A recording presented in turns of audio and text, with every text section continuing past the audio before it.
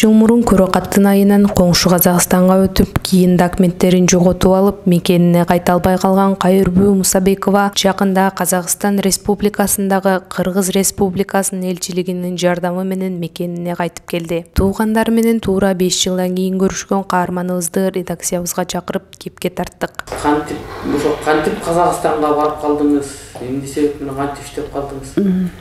Мен 2015 жылы мен ага дейин ушу Токмокто эжекемдикинде мындай эле ар түрлүү жумуштарды иштеп жүргөм. Одан кийин ошо поварлыкка жумуш бар экенин билип калдым да.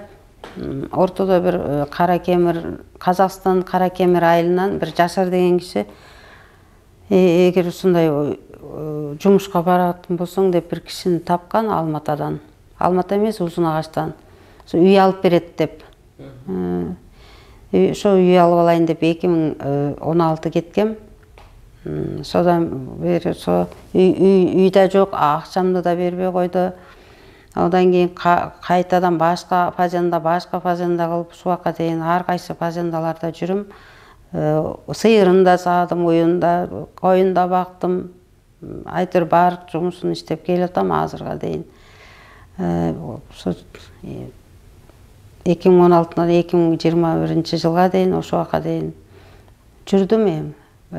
Ар кайсы фазендаларда жүрдүм. Документтериңизди эмне кылып жоготуп алдыңыз? Документтеримди жоготкондо ошо фазенда жүрүп, мен жаткан жеримде эле сумкалар турат. Кандайча жоголуп кеткенин билбейм, сумкамдан жок, эч ким көрбөгөн. Ошентип таппай калдым. Кээ бир айтат, ошол жерде иштеген балдар айтат, кетип калбасын деп казайындер өздөрү көрсөтпөй алып алат дейт. Менде телефондор да болду. Үйгө звондасаң, тияк бияка звондасаң колуңан алып алат. Каяка звондатасың деп, кетип каласың деп. Ошо постоянно эле ошо алып алат. Содан документтеримди өшүтүп жоготуп алдым. Барганда, бирок биринчи барганда ошо Канат деген жигитке ол сен эмеңди өзүм узартып коем деп алган. Узартпапты да эчтеке кылбапты. Ошо менен бир узартпагандан кийин болду экен, болбойт экен. Сону колумда эле жүргөн. Содан кийин сумкамда турган, кичинекей сумкамда постоянно турат.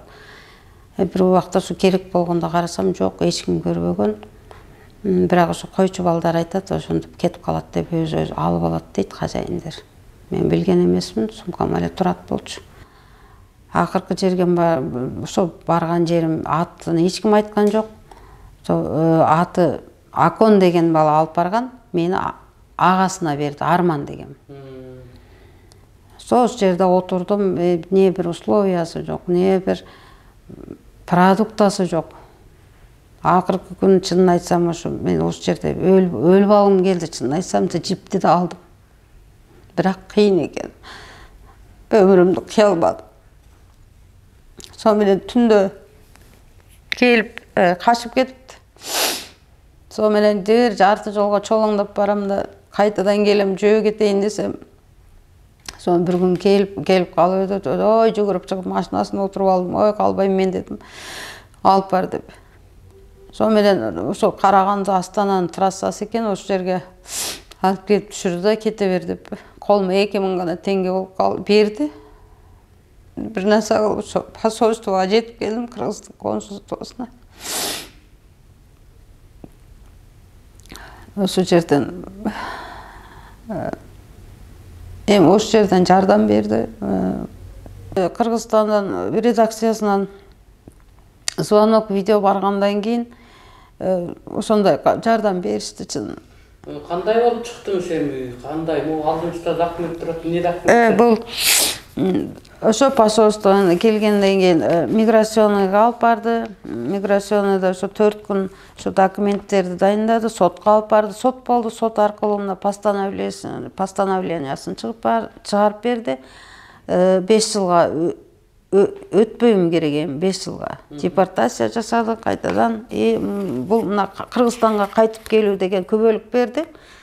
Ошо менен өтүп алдым. Кайырбүү Мусабековага Казакстандагы кыргыз элчилиги кыргызстандык мекендештер кайдыгер эмес адамдар жардам берүүгө даяр экендигин билдиришти. Ар бир жараныбызга ушинтип кол сунуп турсак, кыргыз мамлекетине, кыргыз элине болгон карапайым элдин ишеними, үмүтү да бекемделерин унутпайлы.